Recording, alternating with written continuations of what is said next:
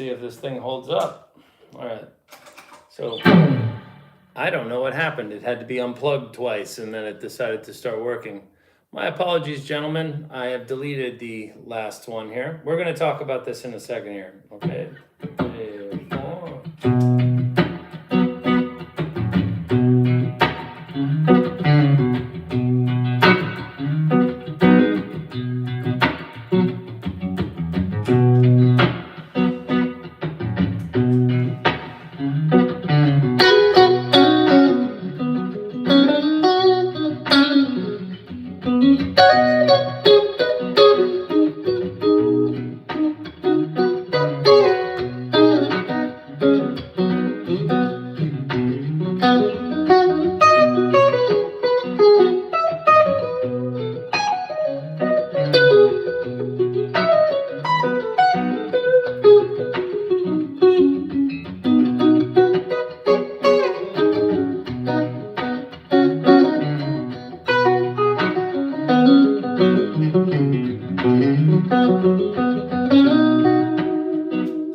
That's what we're after, okay? So let's see if I can actually get back to being able to monitor the chat here.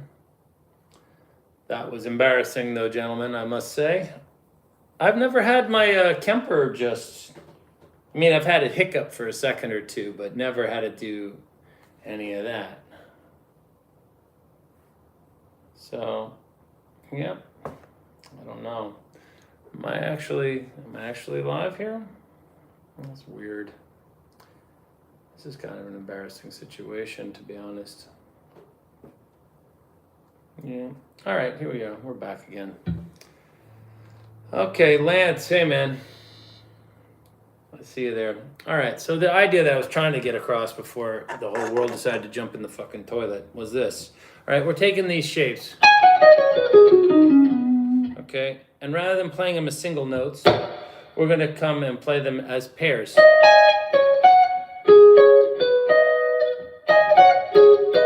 Or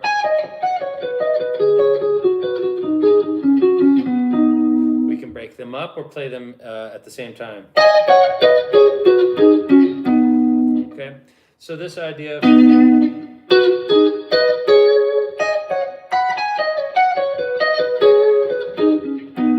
should really start to take hold of your rhythm guitar playing, and it's a very helpful technique to have when you're playing over just like a steady one chord groove, and you don't want to confuse things by introducing your seventh, whether it's a major seventh or a flattened seventh.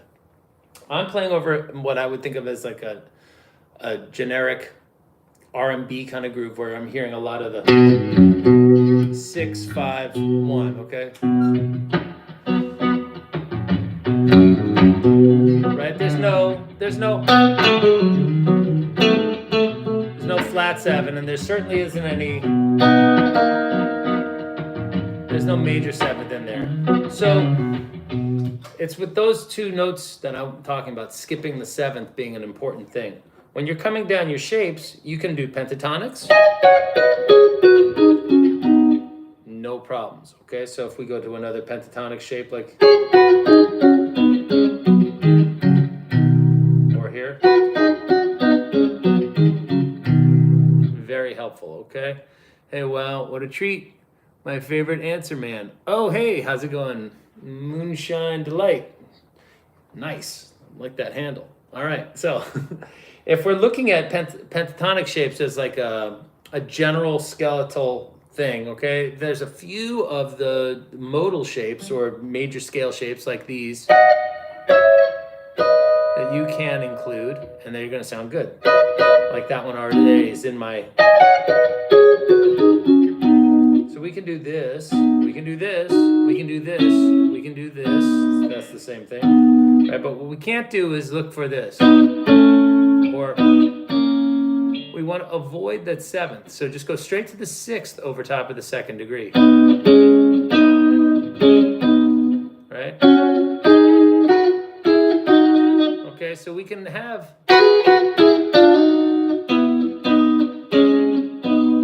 That's the key, not this or this.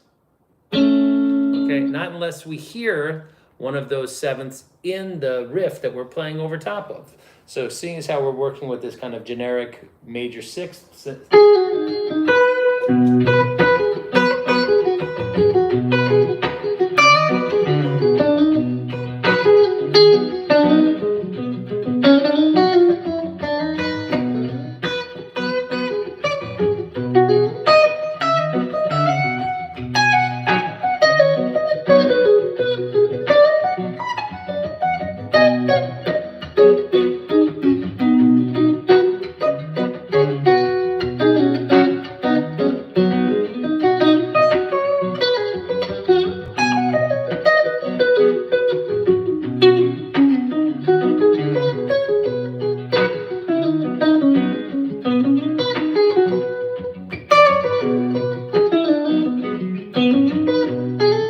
yeah, see?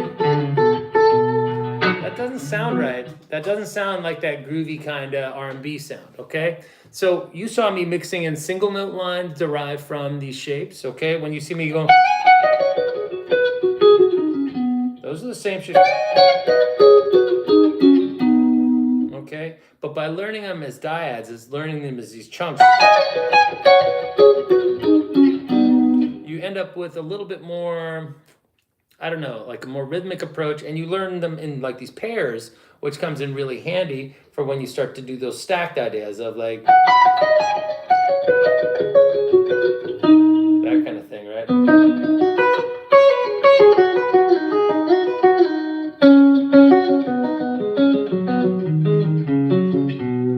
Okay, sort of sounds like hitting the black keys. Well, it is, because the pentatonic scale is the black keys. There you go. Those five. There's 3 black keys and the 2 black keys. Those are the pentatonic scale. So, or they make up a pentatonic scale.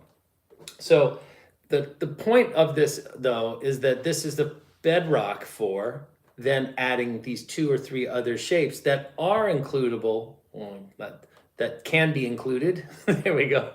That's proper grammar. Can be included from our major scale. Okay. The issue here is including the, hey man, you learn something new every day, Lance. It's not a big deal. The main thing here, though, is that we want to learn how to avoid, we want to just omit our 7th. We want to look out for this and this. Okay? There's no reason for them. It doesn't sound that musical over this kind of groove.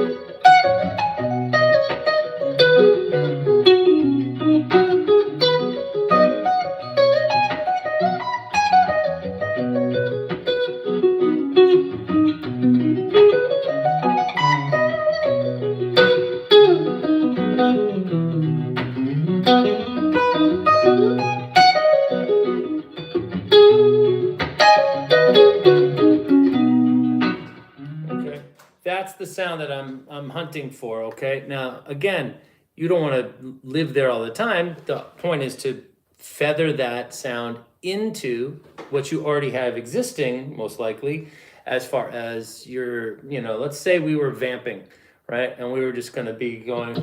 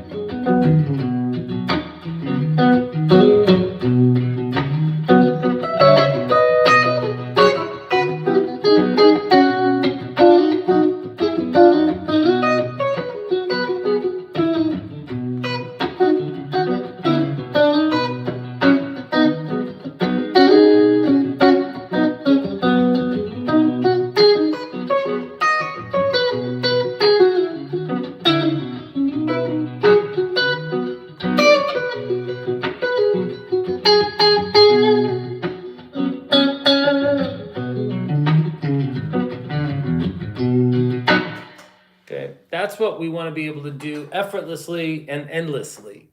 All right, that kind of playing happens more often than you'd think when you're on the bandstand with, like, let's say you're not the band leader, you're just the guitar player in a band, and the band leader is like rapping and talking to the crowd and doing stuff, and it's this kind of type of ability to just effortlessly keep going that makes for a really pleasant experience as a musician. It's like a little playground, okay? But the thing that I'm doing most of all is I'm avoiding something. It's not so much what I'm doing, it's what I'm not doing. I am making damn sure that I am nowhere near B flat or A. And when I do, it sticks out. It's very smelly. In particular, let's just say we're doing something like this.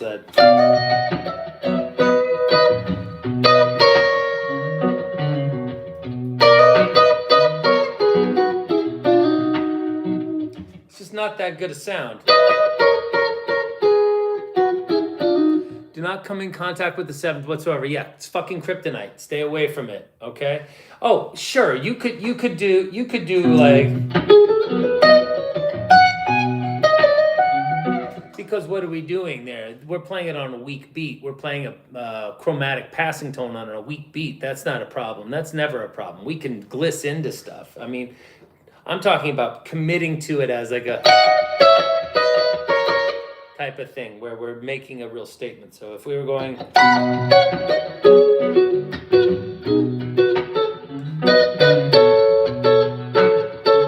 see how hard that flat 7 sounds?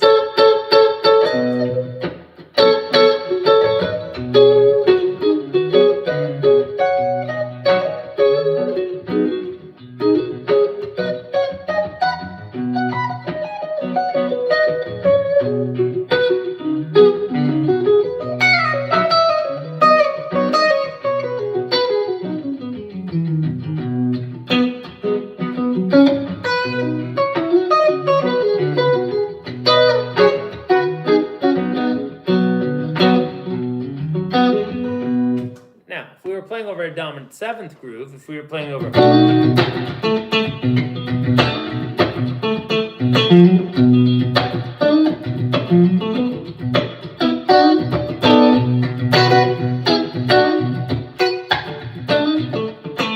something like that, where that A is constantly being hammered, then you're definitely going to want to lean in on that kind of thing. Might be useful signal in an improv jam to tell everybody else to go to the next thing. But I agree. You mean the flat 7? Absolutely. Because if you're going to the 4, that flat 7 makes a lot of sense. Though I refer to that amongst my students. They'll know that as the blinker. Okay. So, going down the road feeling bad has a great example of that, where you hear Garcia come up and go,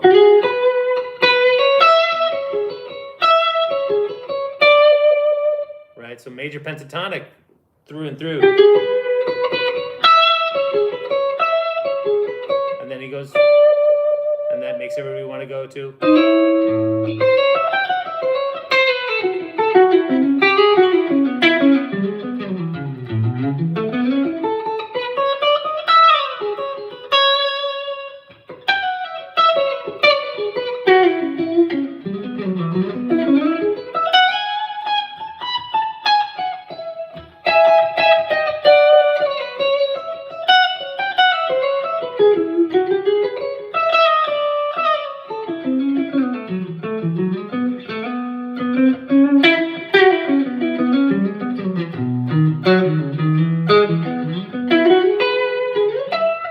So that's major pentatonic, and then we're basically holding back our flat 7 to use as like a blinker to trigger the change to the 4 chord. All right, that's another subject altogether. Happy to discuss that too. We can make up a loop and talk about that if people want to go down that, no pun intended, go down that road.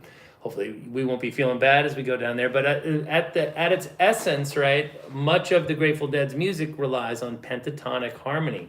All right, so when you look at those tunes like Tennessee Jed, He's Gone, and Ramble on Rose,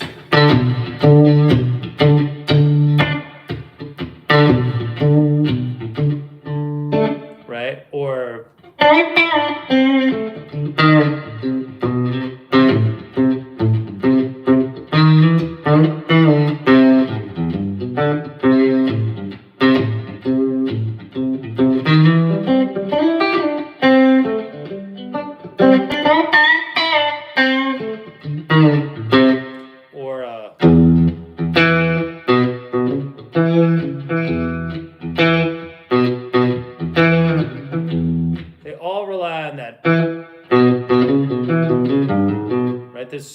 much of that 5-6-5-1.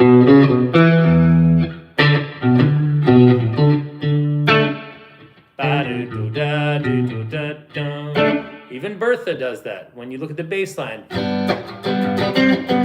Phil comes up and immediately goes in. And what's Cumberland?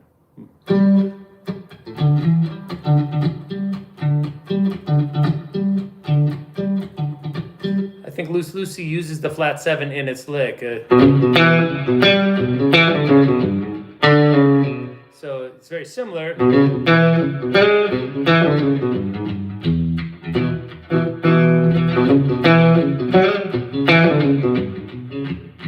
Although I think that's... I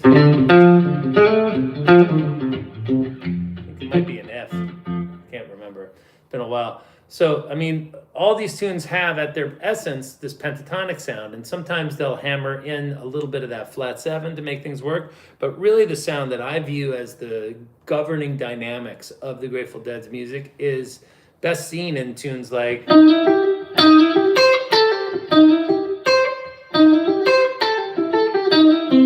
There's no flat 7s in there. It's all major pentatonic with that flat 3.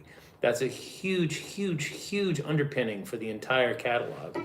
Now, from that perch, all right, you should be able to add in the other notes that will help bring out the character. Like if you're playing Deep Ellum Blues, look at the melody, right? That. But it's basically... But we're just bringing in that flat 7. Just a slight augmentation, right?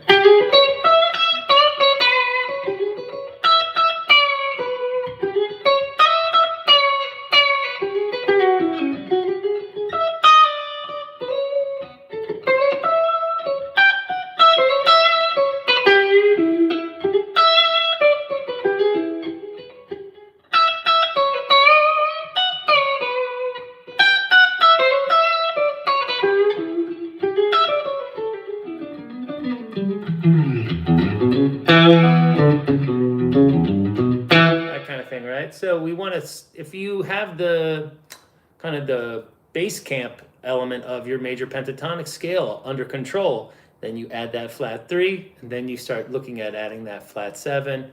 Boom. At that point, you're pretty well set. All right. The only thing I would really look at, after that is then start thinking about modes of the major scale, and then that'll hopefully guide you towards learning your Lydian and Mixolydian sounds. And you can kind of create these super scales out of your knowledge of major pentatonics with the flat 3. I mean, because so much of that it's very closely related to a blues scale, right? It's just, one note difference here. And we're not relying so much on that flat 7. It's more about where its orientation comes from, not where it ultimately gets to. You could say, oh, we'll just take a minor pentatonic scale and add a major third to it.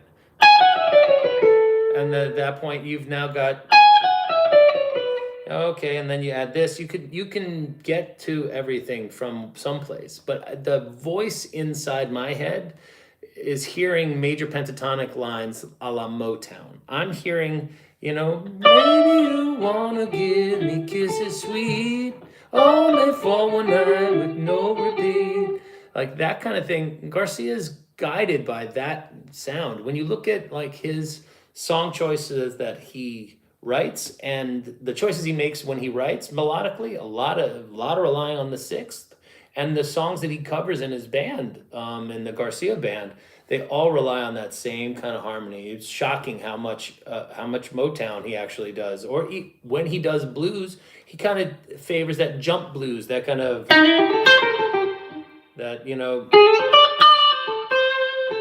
right? What is it? That sound more.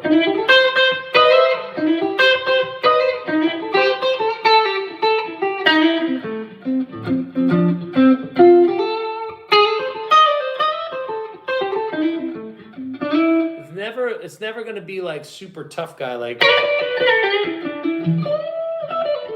never.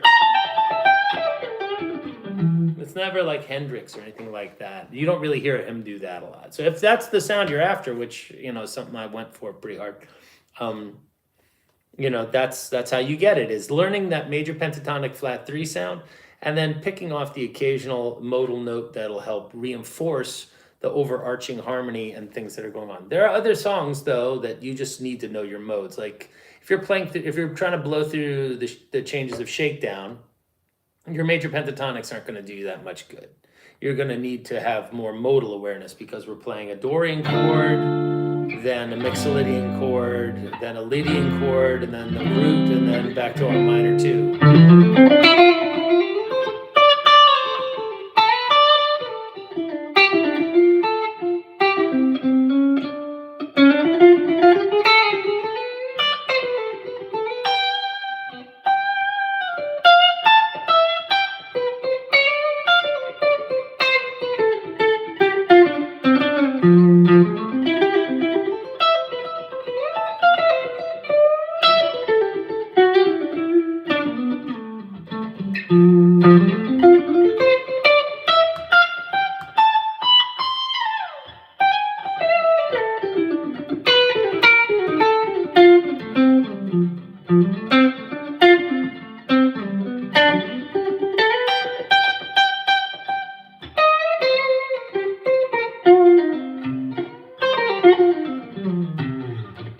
So that's where your shakedown knowledge, that's definitely like modal. You have to have some modal stuff.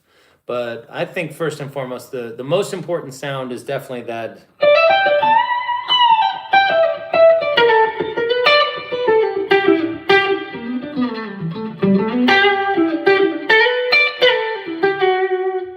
That kind of happy major pentatonic sound. Had a gig with shakedown recently and need to start learning it. Yep.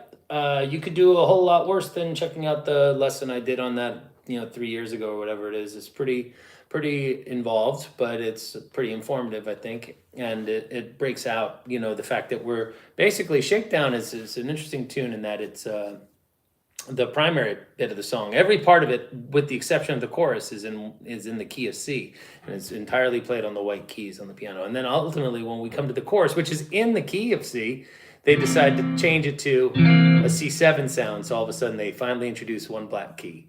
So interesting ideas from Garcia for sure. But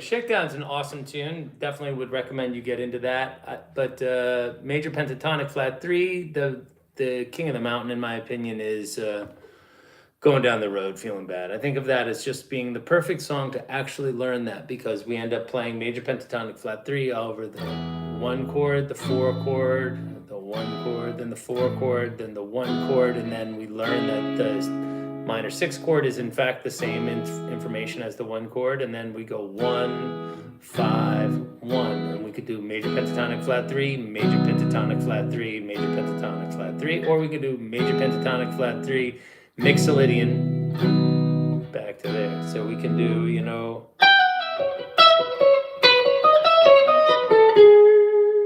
or we can do.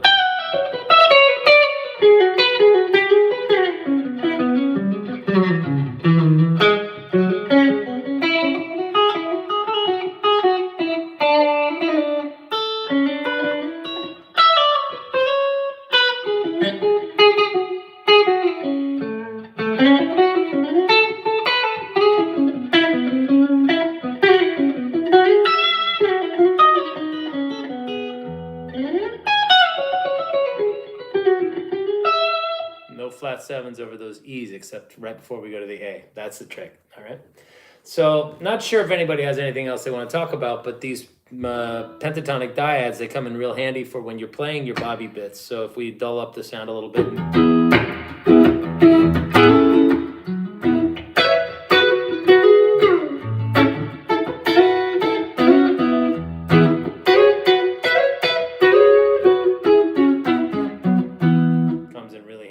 Stuff. Okay, so you're gonna need to reconfigure the little lesson that we did, which was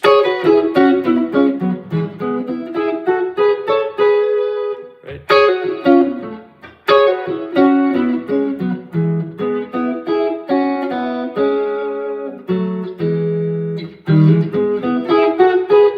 Then the cool thing is you can, because you've got the option of adding that flat seven before we go, we can do things like those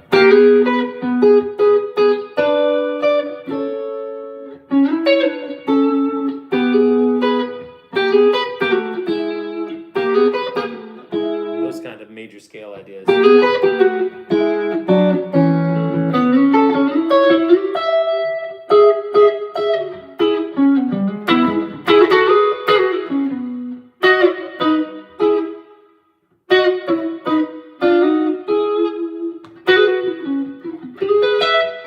Right?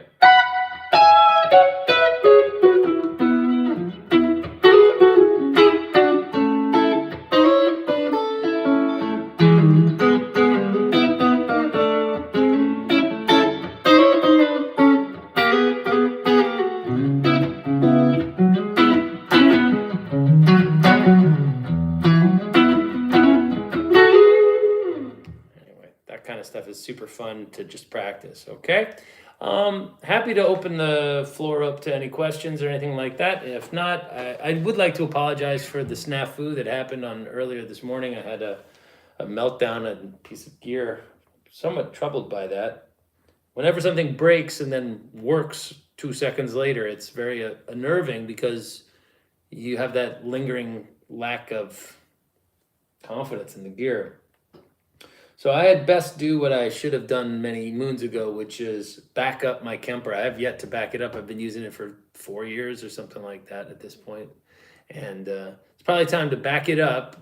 And then I actually have a second Kemper that I could make a spare rig of, which would be pretty awesome to be able to have that. But anyway, if I back it up, then I can constantly wipe and clean and update the software and all that stuff. But I'm just kind of scared it's going to change something about what I have going on here. So anyway, got the old Strat out and having a good time. Did the whole gig with it last night rather than switching to the 335 on certain songs, and that was certainly fun. And I want to thank, if anybody out there is watching that came, all 5 of you. No, there was more than 5 people, but it was not well attended. Let's just be being honest about it. It was nobody does anything nobody is in New York City. Nobody with any sense is in New York City during the summer. Do I recommend the Kemper? I use it live all the time. I haven't used any other rig since 2019, I think.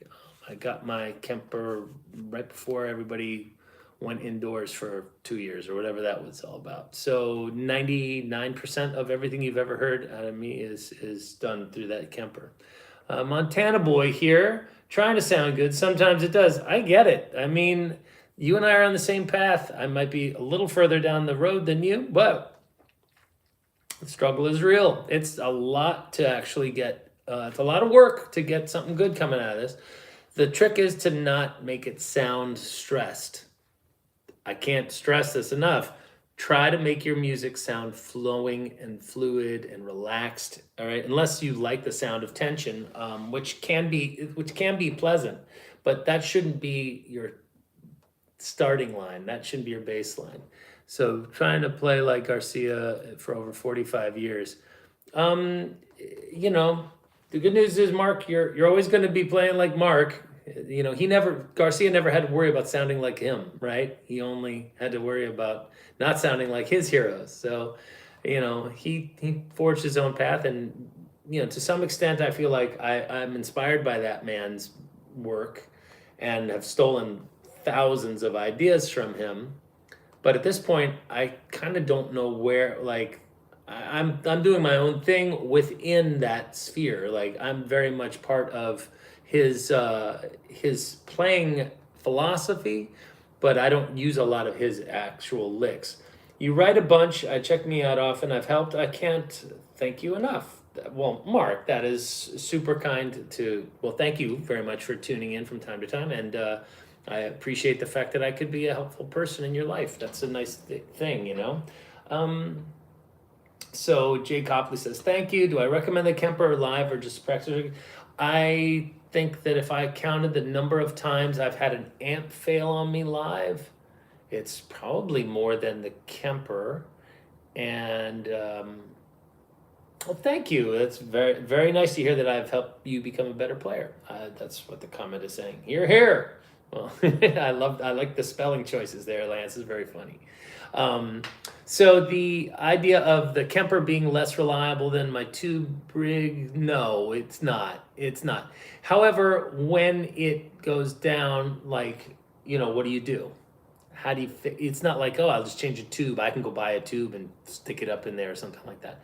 I don't know what's going to happen when the day comes when it shits the bed. So the good news is I'm going to make sure can I enlighten you to the opening licks in Terrapin? Yeah. All right. Let's talk about Terrapin for a second. Enough Kemper business. I like the Kemper. I have no shortage of gear. I can play through any number of amps, all of which sound great. I just definitely prefer, these are my favorite sounds I've ever made come out of my guitar. Is with that piece of equipment. There you go. With the exception of when I'm looking for like real power, like Band of Gypsies, fuzz face, wah, univibe, strat into my super bass into a 4x12. Fuck it. There's no replacement for displacement. That much volume and oomph coming out. Everything is working and heaving together. Now, granted, it is the world's least practical rig. All right, it weighs 350,000 pounds, and I can't lift it anymore. I mean, it's like I have bursitis. Oh, I'm old. I've fallen and I can't get up. No, but I mean, I literally don't want to haul a 100-pound cabinet up a flight of stairs, let alone down a flight of stairs and then back up a flight. I mean, I have to, so this is really nice. It's super convenient. Sounds dope. Just better for me. It works better for super clean or super metal, I can't figure out how to make the fuzz circuit in this behave like a fuzz face, which if you've never played on a nice old fuzz face, something happens with the guitar when it goes into here where by lowering the volume, okay, not only do you just lower the gain, you actually, the sound cleans up remarkably and becomes this spectacularly cool thing you've heard on countless Hendrix recordings. And so anybody who hasn't played around with a real fuzz face into a real amp, you're missing out on something very special, okay? Now back to what we're talking about. Let's just learn all of Terrapin right now. Hell, let's just learn all of Terrapin. that I can't teach you, okay? But the main parts, I tend to remember going...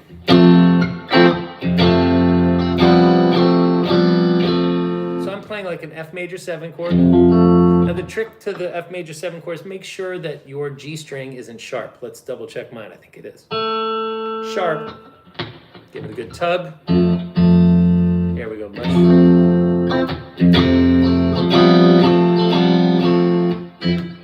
And when you let go, you can let go. I let go of both. You mean this?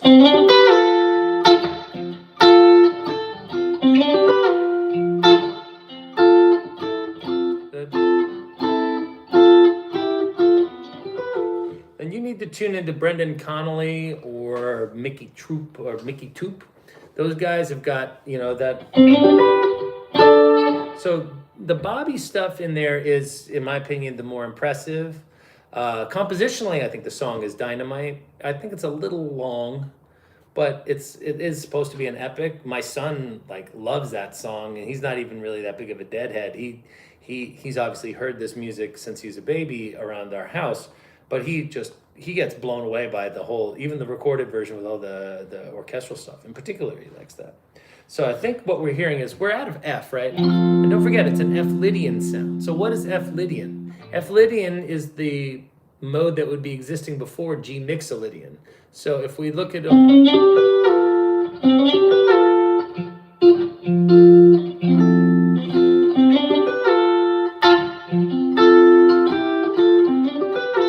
looking at these little, that's a G triad coming up, and you want to thin out your sound.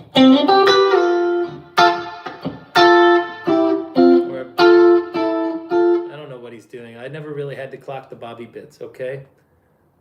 The G note to A slide, yeah, then the E to D, C notes. I don't get it. So I wish I could be more informed as to your very, very specific idea, but I hide behind my caveat that I've never had to do a prolonged stint as the bobby guy in a band. Every now and again, I'll end up playing a bobby song because I've got the vibe more there, or I like singing it or something like that if I'm, but generally speaking, I tend to lean more on it's a Garcia lick before the song starts. No, I don't think so. Bob's playing all the stuff up top. Jerry's just doing the.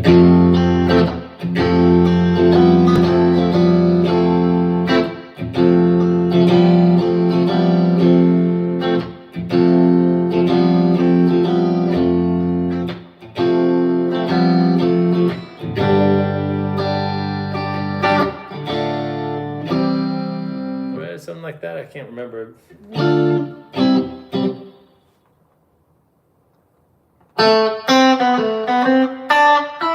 That?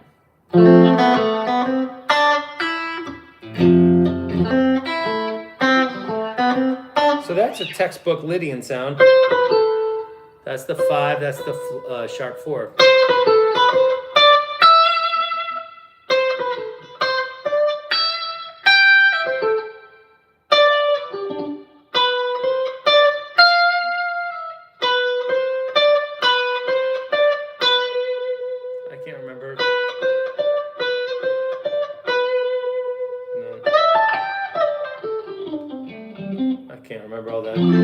I used to play that. That's got to be 10 years since I played that tune. I used to be in a band called August West, and we did a pretty good telling of the first little bit. I'll play with that lick lots. You got the Lydian sharp 4. Yeah, you gotta have that Lydian sharp 4 thing. So being aware of that during several songs in the band's catalog, you need that for the jam in Cassidy. You need that for the chord changes in over the 4. Yep, the 4 in when you go to the maybe that's 'cause it's midnight. That's hard Lydian there. You're gonna need it also when you do the I may not have the world to give. Huh? I was listening to that tune. But that's not it. That's not the sound that you're going for. You're also going to need it for in I Know You Rider and in Morning Dew. Okay, in particular on that F Lydian.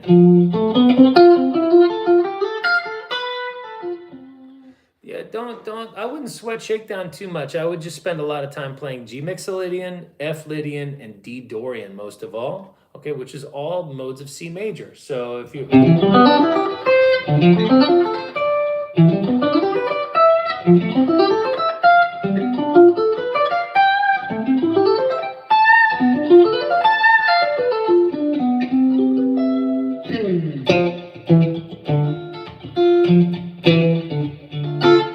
Gonna need to get that stuff squared away. Sure. Oh, the Cassidy thing? Sure. Let's do that. So let's get to. Let's do something like, what song would have that? Bear with me a moment here, guys. We'll do this. 1, 2, 3. Okay, so the Cassidy jam is E to up to like an F sharp 7 sound. So that makes this the 4 and this the 5 of B. Okay, that's the idea, okay? But that's not really the way, it's almost arbitrary that they decide to go to F Lydian, G Lydian rather here, sorry, E Lydian. All right, so you wanna think E major 7, but with the sharp 4. Okay, and I'm gonna set up a little loop here that does this, like 1, 2, 3, 4, 1, 2. Oh, got it. 1, 2, 3.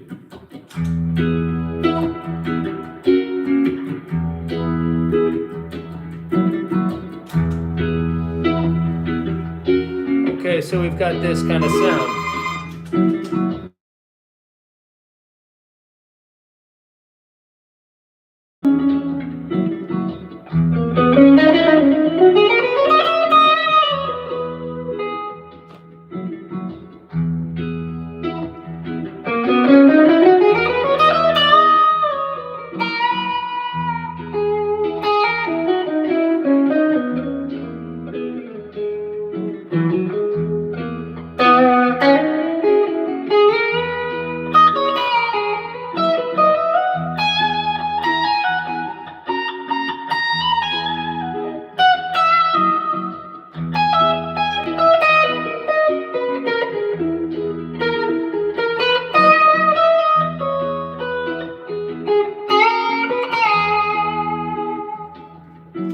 So you can probably hear a little bit of that Lydian sound coming through a little bit more. Let's see if we can get that. All right. One of the ways you can think about E Lydian is like C sharp Dorian. Okay.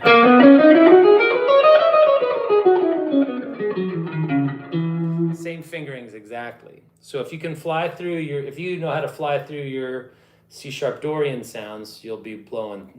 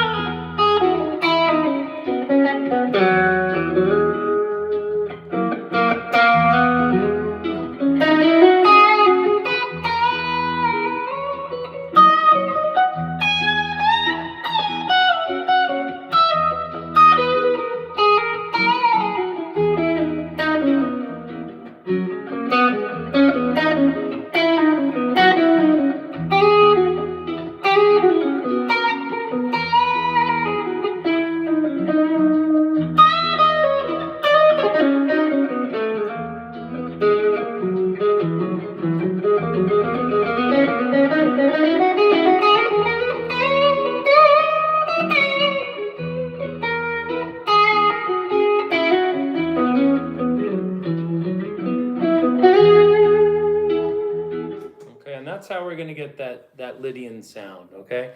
So we're just thinking about E major, but without that note. Yeah.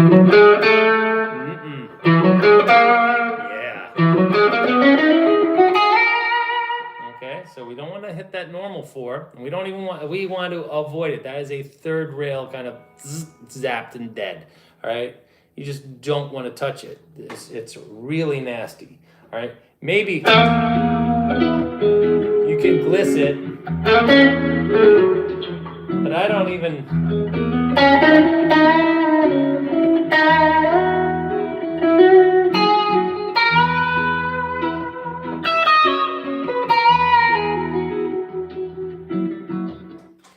So when I walk up that mode pattern, is the pattern repeating? Well, it's not repeating, it's more like a sequence, okay? So if we're going 1,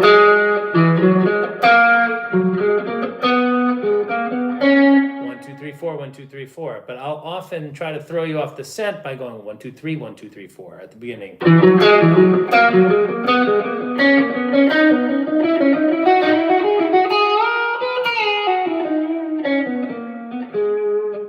So the idea is to maybe break up the pattern a little bit, like 3, 4.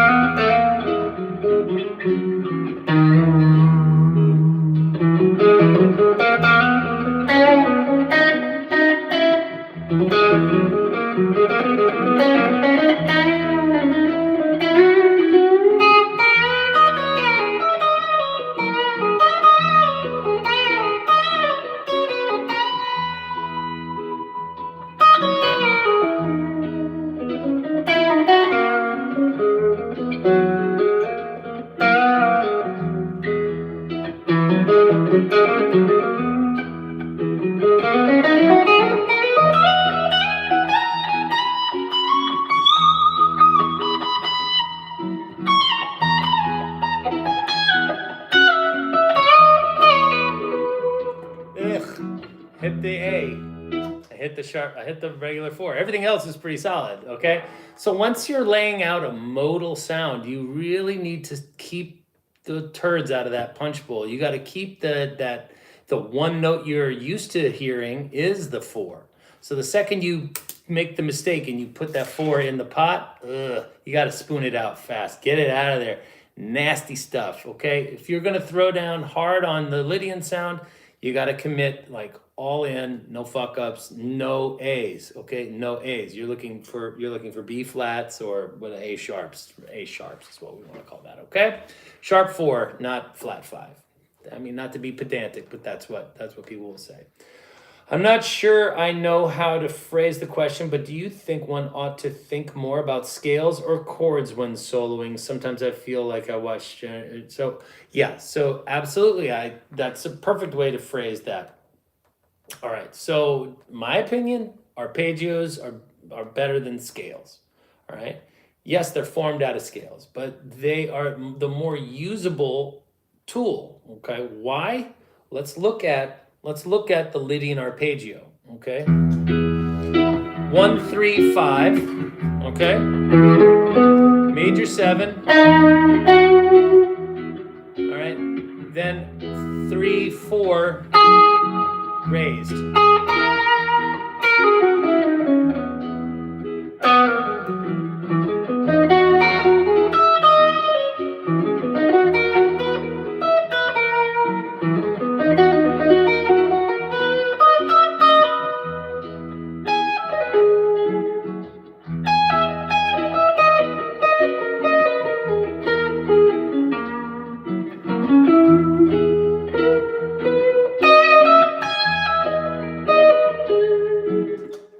That sounds more pleasing than just running down. All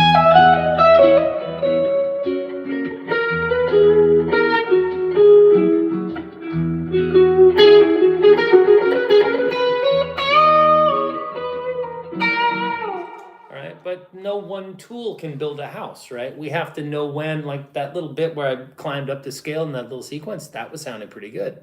So like, hey, you do have to have, it's kind of like an MMA fight, okay? You got to have a little bit of everything, okay? You got to have a lot of tools in that toolkit. So my suggestion is that you learn where the chord tones are,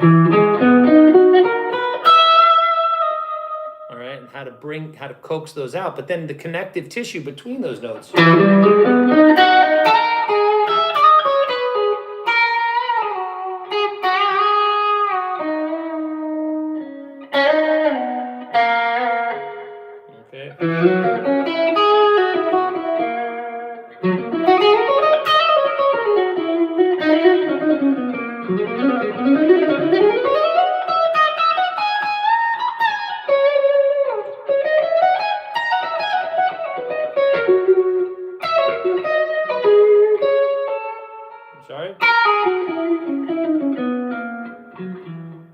You got to spend a little time down in the hole. It's a long time that you're going to be down there. But my suggestion is, I don't really like scales. I think scales end up sounding like I mean, you got to learn them so you know where everything is, but then that's kind of like learning the alphabet and saying you speak a language. To me, the more words are in the... Like if I built a line out of the arpeggio like that.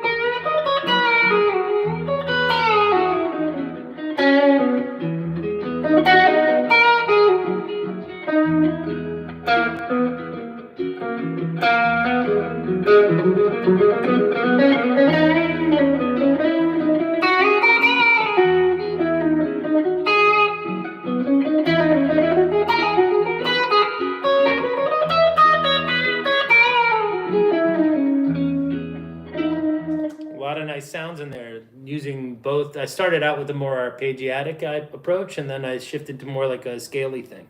So, it depends on what sound you're hearing in the moment. And, I allow myself to drift. I'm a big fan of allowing for things to mutate.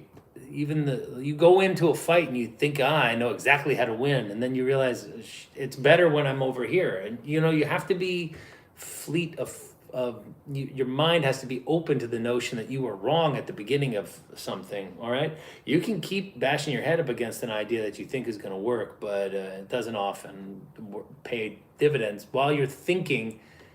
The rest of the world is feeling off because they're watching you think rather than hearing you go for what you can compellingly deliver. All right. So for me, when I look at Lydian ideas, okay, I'm a big fan of this idea. Sorry.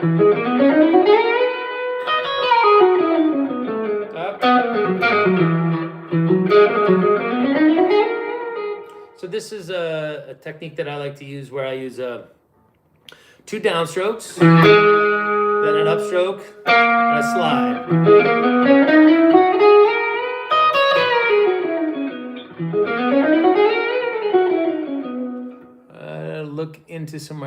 You ought to look into some Arpeggio 101 course. Sure, I would just say go straight to Tim Miller. Tim Miller is my go-to guy. I just love Tim Miller. All right, so he's the one that teaches the 2-1-2 ideas of 2 notes, 1 note, 2 notes, 1 note, 2 notes.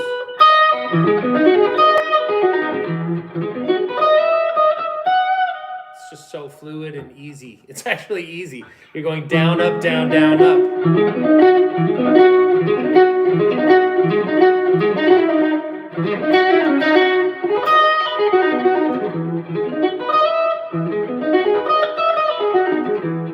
Like I've never been able to play more fluidly than that, alternate picking, and all those other shapes that you're going to come across that people are going to try to teach you, like going.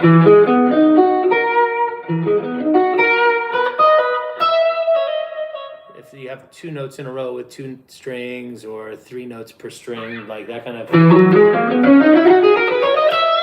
You're going to have to devise a different approach with your right hand, okay? So that's more of a scale. Okay. So that's down, up, down, down, up, down, down, up, down, down, up, down, down, up.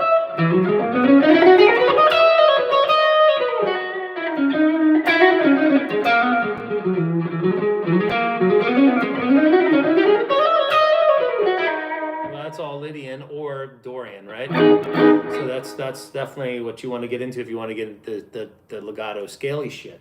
But for the arpeggios, I like or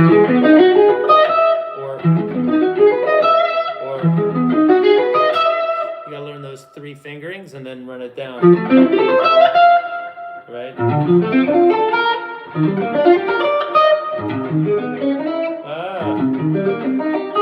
Right, run through your backwards through your cycle of fifths and all that stuff. That way you learn where they are in all 12 keys. But yeah, so that's the way I think about things is I know a bunch of different strategies, and depending on what's working, I just go with that. Sometimes, if you're playing and you hit the right note and you go, let's say you're still in that thing. And all of a sudden that note just takes off. Like right now I'm playing at a pretty quiet sound, I would be remiss if it took off and started going, what? Like, why would I stop doing that, right? All of a sudden, the guitar starts to have this little orgasm. I'm going to let it do its thing. I'm going to let it guide me, not the other way around. Like, I don't have to be in control all the time. What I should do is be an open channel to the guidance of the world around me.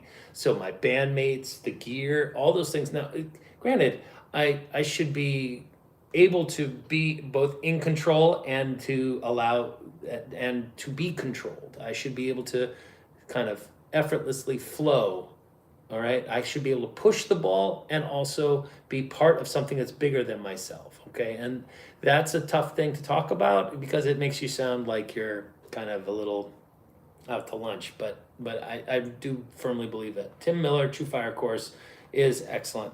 Okay, we're getting recommendations that are I guess actually reinforcing my suggestion to look to Tim Miller. Yeah, it's not that big a system. You don't have to worry about it. You can just basically take the whole. And so basically, if we're sitting there working on our arpeggios, we can do major 7, minor 7,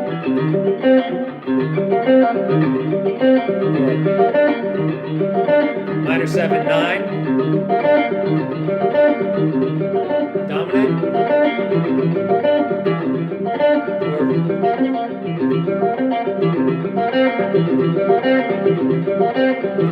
now playing them down in C requires quite a bit of stretching here, so maybe the better move is to start up here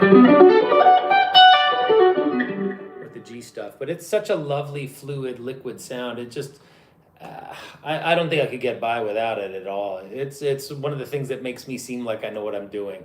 So I cling to that technique very aggressively. All right, that's like a huge part of what's making this sound good. That and there's that kind of ability to go and take advantage of these symmetric fingerings. Look at what's going on within the Lydian mode. All right, we've got same fingering there.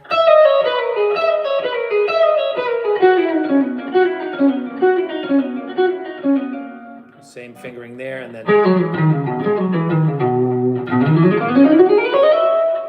very easy.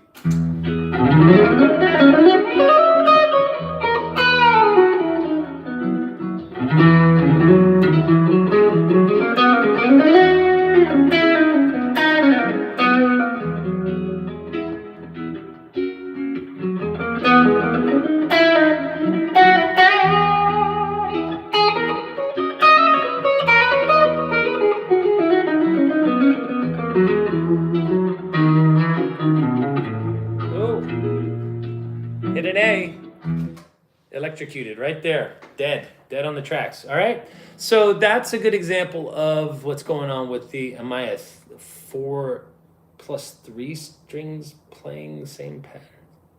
Are your 4 plus third strings pattern? I don't quite understand what you mean there. I don't really diagnose too many patterns other than if I see same shapes, like what I saw there. It's like fourths. Are my 4th and 3rd string playing the same pattern? Well, it depends where you are in the scale, right? Because it's not the same every time, right? If we look at the, let's take our E Lydian again, okay? So this would be the same. This would not, though,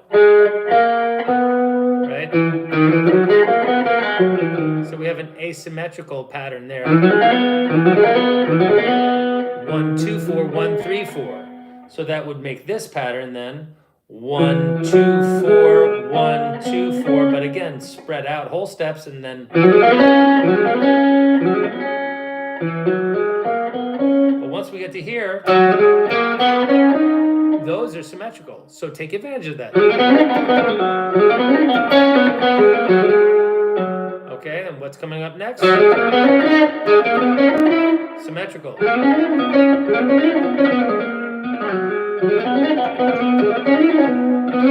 Here again, symmetrical. When we come up here, symmetrical. But when we come up here, not symmetrical, asymmetrical. Okay, so there's going to be quite a few of those that you can take advantage of. Or you can look at it, rather than looking at it as the horizontal symmetries that exist along a single pair of strings, the D and G in your case, you could run it more vertically.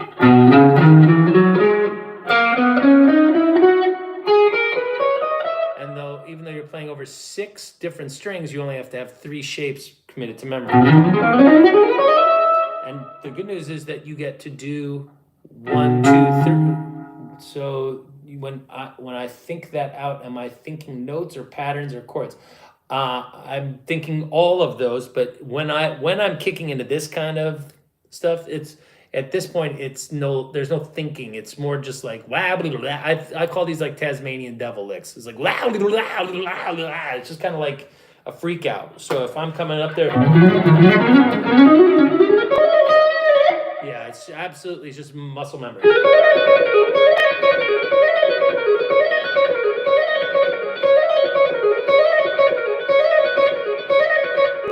And there's nothing going on with my right hand. It's the left hand that's doing all the fireworks, and it's all pull-ups.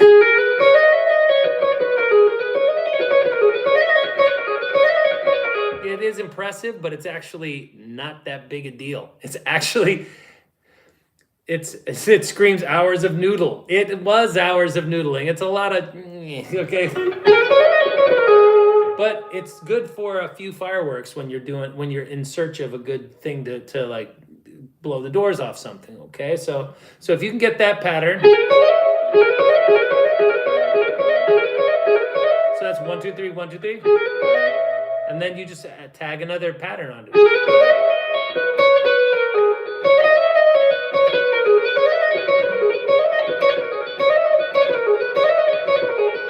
So now we can do that here.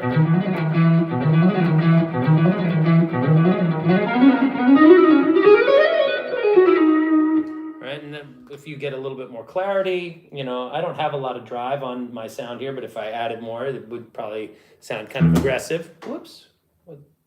Huh. See? The Kemper just shit the bed again.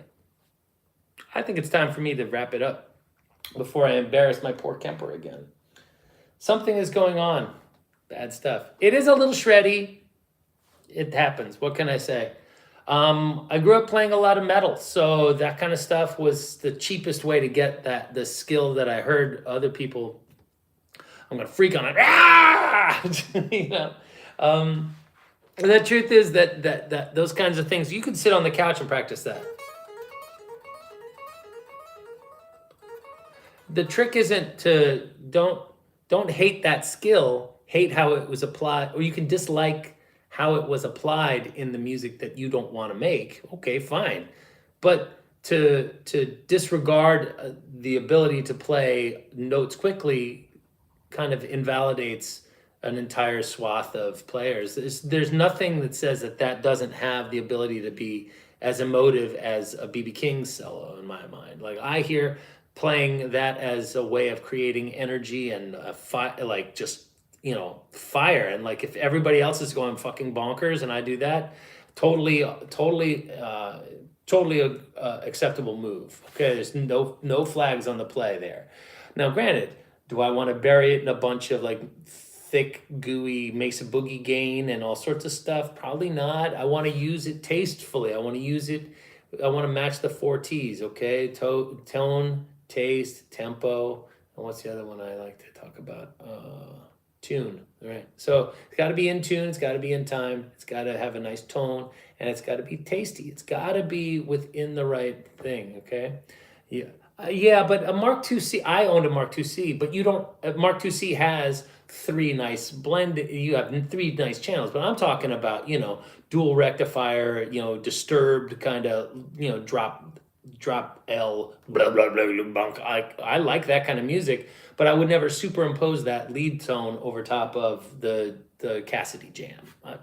I don't disregard that. I just think it's like, hey, I wouldn't really do that. I wouldn't really go there. So I use some gain when I play fuzz and psychedelics. It's just fine. But yeah, so look out for those symmetries and try to get. So I'm going da da ba da da 1 2 3 1 2 3. Use the metronome, okay? Because you've been relying on your pick, whether you know it or not, to.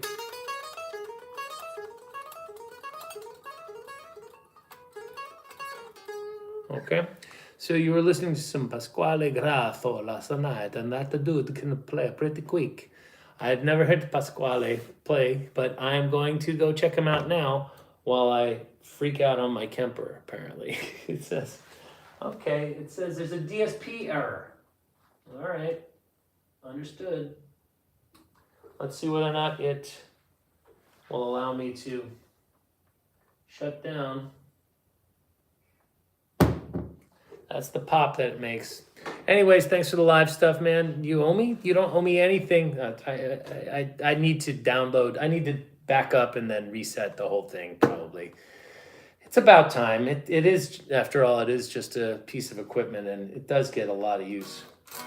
So, all right, fellas, it's good to get to know you fellas. Lance and Mark, you guys have been the more involved members here, but I really do appreciate everybody tuning in. And if you like the videos and stuff that's out there, make sure that if you're looking around, you'll notice that a lot of them now have been updated.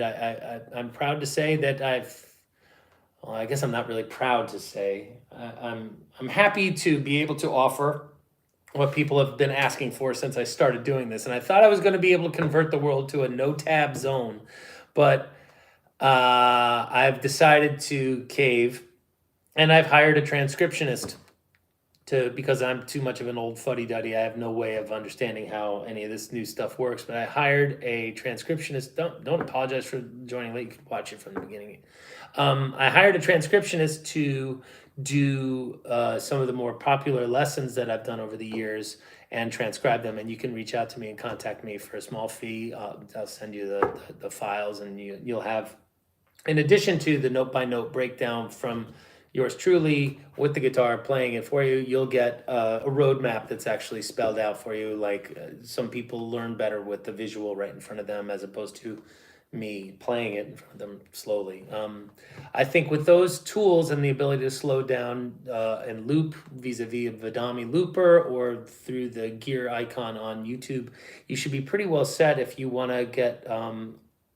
I wouldn't say like, hey, I mean, I'm flattered when I see people like actually play my solos note for note, but I mean, I'm flattered, but I'm hoping that it does what those lessons did for me, which is taught me a bass line, and now I've evolved past that. So the idea is to give you guys something at like the snowball, and then you push it down your own hill, and it gets bigger and becomes more about you than what was at the center of it at the beginning. I'm hoping that that's the way you guys can use these lessons, okay? In the interim, I'm going to go and try to fire this bad boy up, and I've got some teaching to do this afternoon and a couple of phone calls to make.